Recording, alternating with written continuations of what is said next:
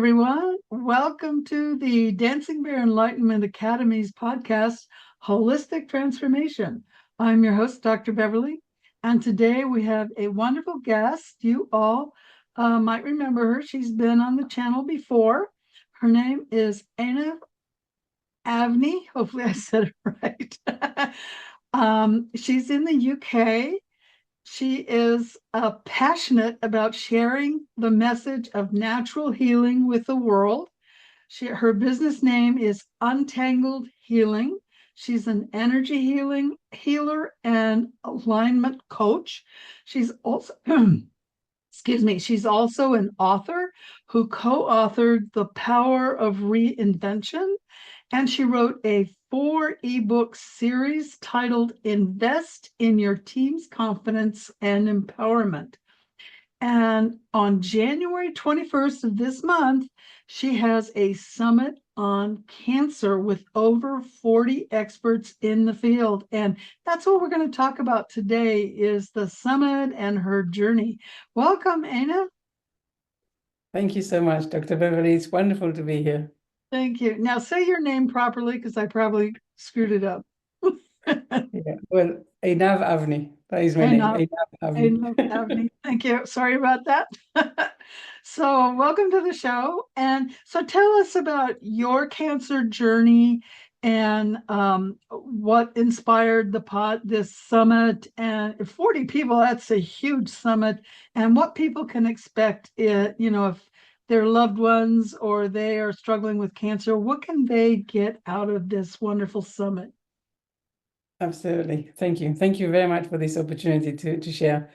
I'll start with the question about, my connection with cancer. So about 14 years ago, that's when my older brother passed away from cancer. He had stage 4 melanoma, and it was devastating, as of course you would imagine.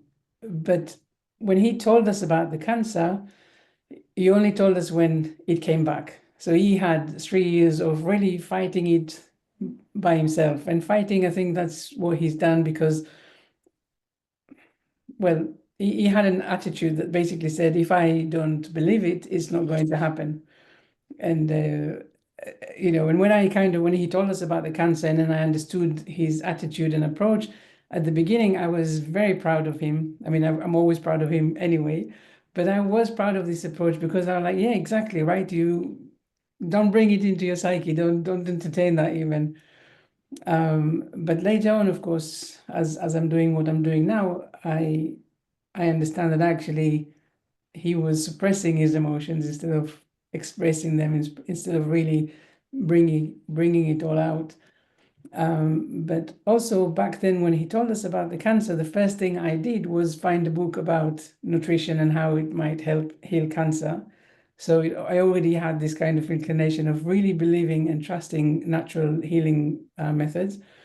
And of course, I just want to say that when I say natural healing, because that's also the title of the summit, I'm not telling people what to do. I'm not telling them, these methods are better than others, or you should do this and not do that.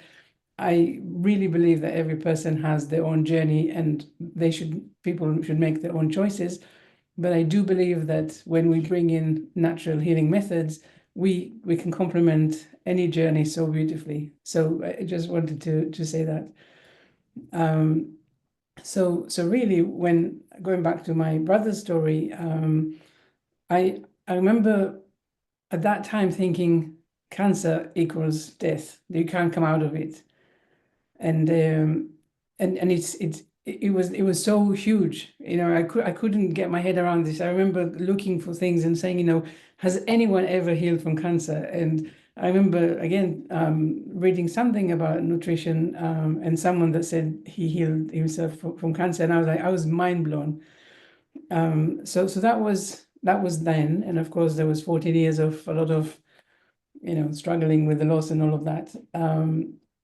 But nowadays, like you said in the introduction, I work with people with chronic conditions, and I believe that anything that we are going through is really some sort of a message coming from our body that says, hey, you're out of alignment. Maybe you're too much operating from fears, from limitations, from compromises, and you forgot your powers, you forgot who you are, and you're not allowing yourself to get into who you're meant to be. So this is in my work with the people with chronic conditions, that's kind of what I'm concentrating on. But I realized after having some people with cancer that actually people with cancer seem to take this a little bit more, can I say, seriously than people with chronic conditions. It's like people with cancer really understand that if they want to heal, they need to spend this extra time understanding themselves, understanding how come this has materialized, and because they are more open to it, I really felt that I have more to give with this audience, and so the idea of the summit kind of brewed in my mind for a while until I realized that I can't not do that. And then I realized that still I was still having this fear about cancer, that you don't touch it, that people, if you get the diagnosis of cancer, it still probably means that you're going to die. And I realized that I was really scared, although I didn't realize it, consciously. So when I started talking to people about the summit, all of a sudden people just came out of nowhere, and people knew people, and people had, stories to tell, and maybe stories of healing themselves, or maybe how they help other people heal. And all of a sudden it was like, in no time at all, I really understood that actually we don't look at cancer accurately. At the moment, people like me, like I was at the beginning, we look at cancer really like a death sentence, and really like I said, we don't touch it. But actually, it's not like that at all, because cancer is not just a physical thing. It's not just the symptoms that we are experiencing. Actually, there's so much more to it. So many different aspects or elements of how come the cancer materialized. Then so much so that we can't really have this umbrella conversation that says cancer is just physical and that's it. So yeah. So the summit is now started to, I'm recording it now, and I will just share an image of the summit, because it's well, I really like this image. It's very calming in my opinion. But basically, yes, there's a little bit over 40 speakers. Each of them has incredible stories. They're all experts in their fields. And the reason why I have 40, because at the beginning, when I started talking about it, I thought, hey, I'll have 20 people or something like that. But every person that came to talk to me about what they do and how they help people with cancer, then I realized that each and every one of them have a very unique element of how they approach cancer. And even if some people talk about similar things like nutrition or stress, every person has another something, within whatever it is that they're talking about, that make it very special and unique. And then I thought to myself, okay, is it overwhelming? Is it too much? Or how do I make sense of it? And then I wanted to say that actually, I imagine that if I was going through my own cancer journey, I would be very overwhelmed, and I would not even know where to start the research or finding out what is out there and what is available and what people are already doing or already tried. And then I realized that actually this summit with these 40 plus people, this is like a toolbox. And then I really want to bring this toolbox as inspiration and empowerment for people who are going through this journey, so that they can say, okay, there's a lot, but it's contained. And now I can take my time, because people registering for the summit have a lifetime access.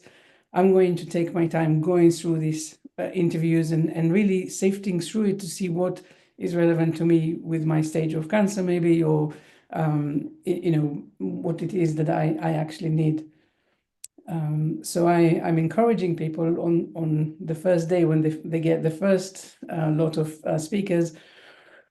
In there will be a list of all the speakers, and to really go through it and maybe write down, feel into the energy of what calls them first, and so kind of make sense of it and arrange it in a way that is not overwhelming but actually inspiring and empowering. Yeah, I think that's in a nutshell what I have to say about the summit. Okay, I'm going to take us, you need to do it. You need to take us out of screen share if you can. I can't do it. You have to, there we go. And then I'm going to put us in, there you are.